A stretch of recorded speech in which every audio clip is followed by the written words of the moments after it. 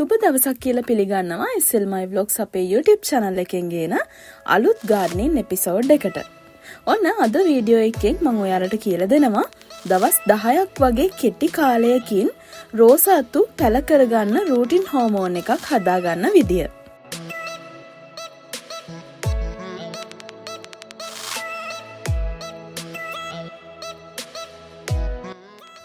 ඉතින් මේ routine hormone එක ඔයාට රෝස අතු මුල් අද්දවා ගන්න විතරක් නෙවෙයි වින්කා, ජපන් රෝස, ජර්බෙරා කොළ වලින් පැල හදා ගන්න, එතකොට පොපි අතු පැල කරගන්න වගේම මේ වගේ මල් අතු පැල කරගන්න ගොඩක් හොඳ රූටින් හෝමෝන් එකක් විදිහට ඔයාට මේක පාවිච්චි කරන්න පුළුවන්. ඉතින් වෙළඳපොලේ ලොකු ගණන් වලින් තියෙන රූටින් හෝමෝන් අවශ්‍ය වෙන්නේ නැහැ.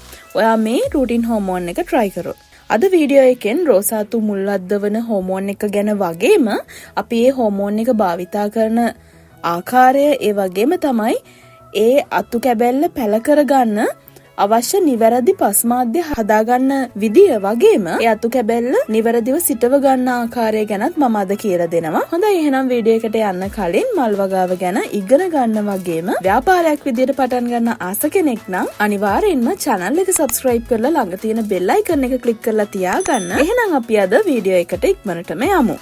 හොඳයි. මුලින්ම මේ රෝස අතු මුල් අද්දවන හෝමෝන් එක හදාගන්න අපිට අවශ්‍ය වෙනවා කහ කුඩු. දැන් ඔයාලා බලනවා ඇති මේකෙන් පුළුවන් ද රෝස අත්තක් පැල කරන්න කියලා. අනිවාර්යෙන්ම පුළුවන්. මොකද අපි මේකට තව අමුද්‍රව්‍ය 4ක් එකතු කරනවා. ඉතින් මුලින්ම මේ එකතු කරන කහ කුඩු වලින් වෙන්නේ අපි මේ පැල කරන්න ගන්න අතු කැබැල්ලේ මෙන්න මේ කැපුම් කොටස කුණු වෙන එක සම්පූර්ණයෙන්ම නතර කරන එක. විශේෂයෙන්ම දිලීර ආසාදනයක් මේ කැපුම් කොටසේ එන එක නතර කරලා මේ අතු කැබැල්ල නිරෝගීව තියාගන්න උදව් වෙනවා. ඒ වගේම මේ හෝමෝන් එක හදාගන්න අපි එකතු කරන මේ කහ කුඩු වලින් මේ කැපුම් කොටස ඉක්මනටම මුල් අද්දව ගන්න උදව් වෙනවා. ඉතින් කහ කුඩු තේ හැන්දක් අපිට ඕන වෙනවා මේ හෝමෝන් එක හදාගන්න. ඊළඟට අපිට මෙන්න මේ වගේ ප්‍රමාණයක කොමාරිකා කෑල්ලක් ඕනි වෙනවා. ඉතින් ඔයාලා ගොඩාක් වීඩියෝස් වල දැකලා ඇති කොමාරිකා වලින් අතු පැල කරගන්න විදිහ. හැබැයි ඉතින් ප්‍රතිඵල නැහැ. මොකද නිකන් කොමාරිකා වලින් අතු පැල කරගන්න බෑ. ඉතින් ඒකට අපි තව අමුද්‍රව්‍ය එකතු කරන්න ඕන. මුලින්ම අපි මේ කොමාරිකා මදය වෙන් කරගන්න ඕන. මේක හොඳ ජෙල් එකක් වෙනකම්ම මික්ස් කරගන්න. ඉතින් මේ කොමාරිකා කියලා කියන්නේ ස්වභාවිකව මුල් අද්දවන හෝමෝන් එකක්. කිසිම කිමිකල් එකක් භාවිතා කරන්නේ නැතුව මනටම මුල් වර්ධනය කරගන්න පුළුවන් කමක් මේ කොමාරිකා වලට තියෙනවා. හොඳයි, දැන් මේ කොමාරිකා ජෙල් එක අපි පැත්තකින් තියාගමු. ඊළඟට අපිට අවශ්‍ය වෙනවා කුරුඳු. ඉතින් මේ කුරුඳු කෑලි අපි කුඩු කරගන්න ඕනේ. ඉතින් මේ කුරුඳු කියලා කියන්නේ natural rooting booster එක. ප්‍රධාන වශයෙන්ම ඉක්මනින්ම මුල් ඇද්දවීම වේගවත් කිරීමට මේ කුරුඳු වලට හැකියාව තියෙනවා. ඒ වගේම කුරුඳු වලින් පසේ සහ මේ කැපුම් කොටසේ, ඒ කියන්නේ අපි පැල කරගන්න හදන ඒ අතු කෑල්ලේ තියෙන කැපුම් කොටසේ හටගන්න දිලීර බැක්ටීරියා විනාශ කිරීමේ හැකියාවක් තියෙනවා. මේ අතු කැබැල්ල පිරිසිදුවට නිරෝගීව දිලීර බැක්ටීරියා ආසාදන වලින් තොරව තියාගන්න උදව් වෙනවා කුරුඳු කුඩුව. ඉතින් නිකම් මේක හදන විදිය කියලා නොදී මම මේ ගැන විස්තරාත්මකව කියලා දෙන්නේ. ඔයාලට අයිඩියා එකක් ගන්න පුළුවන් ඇත්තටම මේ හෝමෝන් එක ප්‍රතිඵලයක් තියෙනවද නැද්ද කියන එක ගැන. හොඳයි, ඊළඟට අවසාන වශයෙන් අපිට අවශ්‍ය වෙනවා අඟුරු. මේවා දැව අඟුරු වෙන්න ඕනේ. ඉතින් මේ අඟුරු මුලින්ම කුඩු කරගන්න ඕනේ. මේ අඟුරු කුඩු වලින් වෙන්නේ අතු කැබැල්ලේ කැපුම් කොටසේ ඇතිවෙන දිලීර බැක්ටීරියා ආසාදන වගේම අතු කැබැල්ල පැල නොවි කුණු වෙන එක වැළැක්වීම. ඉතින් මේ අපිට මේ හිටවන්න ගන්න අතු කැබැල්ල නිරෝගීව තිබ්බොත් තමයි මේක පැලවෙන්නේ.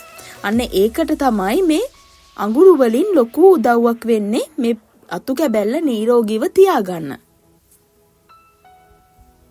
හොඳයි, දැන් අපි බලමු කොහොමද මේ හෝමෝන් එක හදන්නේ කියලා. මුලින්ම කහ කුඩු තේ හැන්දක් මෙන්න මේ වගේ කප් එකකට දාගන්නවා. ඊට පස්සේ අඟුරු කුඩු තේ හැන්දක් එකතු කරගන්නවා.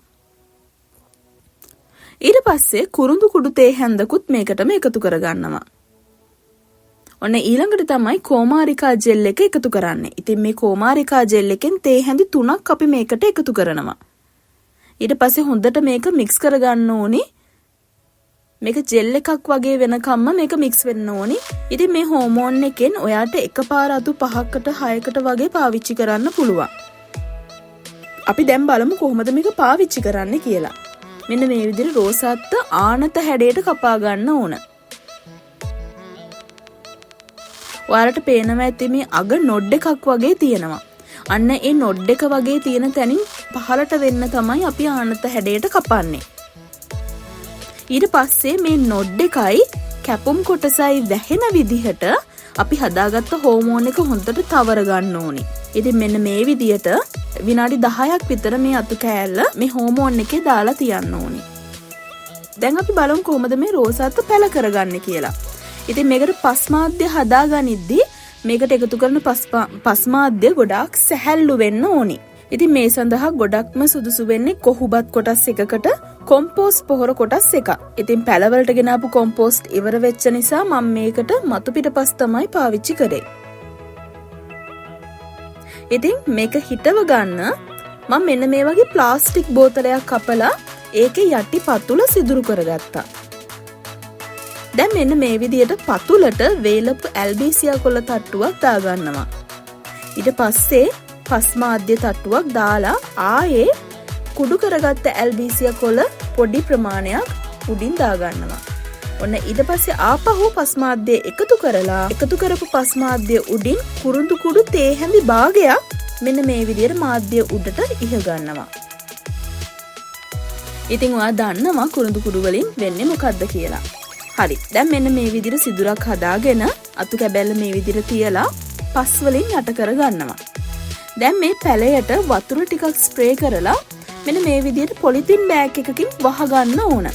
ඉතින් මේ රූටින් හෝමෝන් එක ඔයා try කරලා බලන්න. ඉතින් මේක රෝස අතු වලට විතරක් නෙවෙයි තව මල් අතු හිටව ගන්න ඔයාට මේක රූටින් හෝමෝන් එකක් විදිහට පාවිච්චි කරන්න පුළුවන්.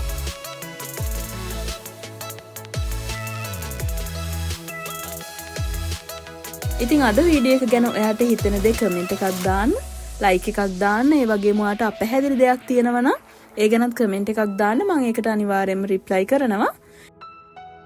ඊළඟ වීඩියෝ එකෙන් මම කියලා දෙනවා ඕකිඩ් මල් වගාවට හටගන්න දිලීර රෝගවලට වෙළඳපළෙන් ගන්න තියෙන හොඳම දිලීරනාශක වගේම ගෙදරදී අපිට හදා ගන්න පුළුවන් දිලීරනාශක වර්ග ගැන. ඉතින් අනිවාර්යෙන්ම අපේ channel එක subscribe කරලා ළඟ තියෙන bell icon එක click කරලා තියාගන්න. වීඩියෝ එක ලබන සතියේ අප්ලෝඩ් කරපු ගමන්ම ඔයාලට බලන්න පුළුවන්. හොඳයි එහෙනම් අපි ඊළඟ වීඩියෝ එකේ ඉක්මනින්ම හම්බ වෙමු.